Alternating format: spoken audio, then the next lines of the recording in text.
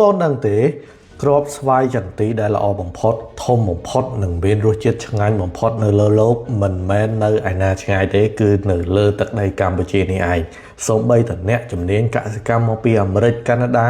ក៏ត្រូវស្រឡាំងកាំងនិងសរសើរបណ្ដាច់ពីមាត់នៃសក្តានុពលនៃក្របស្វាយចន្ទីរបស់ខ្មែរយើងនេះដែរអ្វីដែលកាន់អស្ចារ្យជាងនេះទៀតគឺខ្សែចង្វាក់ផលិតកម្មនៅពីក្រោយវាថាគាត់ធ្វើយ៉ាងណាទើបអាចនាំផលិតផលកសិកម្មខ្មែរជាពិសេសគឺក្របស្វាយចន្ទីនេះទៅវាយលុកដល់ទីផ្សារពិភពលោកបាននាំចេញទៅជប៉ុននាំចេញទៅអ៊ីតាលីទ្វីបអឺរ៉ុបអាមេរិកហើយឆាប់នេះក៏អាចនឹងទៅដល់កាណាដាទៀតហើយនេះគឺជាទស្សនវិជ្ជានៃក្រុមហ៊ុនកែច្នៃក្របស្វាយចន្ទីមួយរបស់ខ្មែរ Ampol Cambodia ដែលដឹកនាំដោយលោកស្រីសម្បត្តិកល្យានដែលជាស្ត្រីហើយកម្លាំងពលកម្មនៅទីនោះ 80% ក៏ជាស្ត្រីដែរ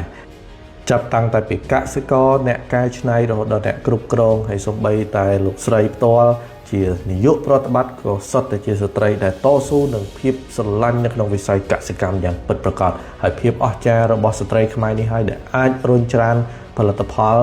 ពីដៃរហូតដល់វិចខ្ចប់បញ្ជូនទៅក្រៅប្រទេសបានយ៉ាងជោគជ័យមិនត្រឹមតែការលក់ក្នុងស្រុកទេស្វាយចន្ទីខ្មែរដើរដល់អាល្លឺម៉ង់ក្នុងទម្រង់ជាផលិតផល organic ដើរដល់ជប៉ុនជាមួយនឹង branding ជាហៅខ្មែរពេញមុខពេញមាត់អត់មានបិទស្លាកថាប្រទេសណាផ្សេងទេទង់ជាតិខ្មែរ made in Cambodia នៅនឹងកេះពេញទំហឹងហើយបន្តទៅកាន់អ៊ីតាលីអង់គ្លេសមជ្ឈមពីទៀតហើយដូចឃើញនេះសូម្បីតែក្រុមទេសចរដែលពួកគាត់នៅកាណាដានៅអាមេរិកភាគច្រើនសុទ្ធសឹងតែជាអ្នកជំនាញក្នុងវិស័យកសិកម្មក៏គាត់មានចំណាប់អារម្មណ៍ចង់មកមើលផ្ទាល់ដល់រោងចក្រផលិតនៅខ្មែរយើងនេះដែរ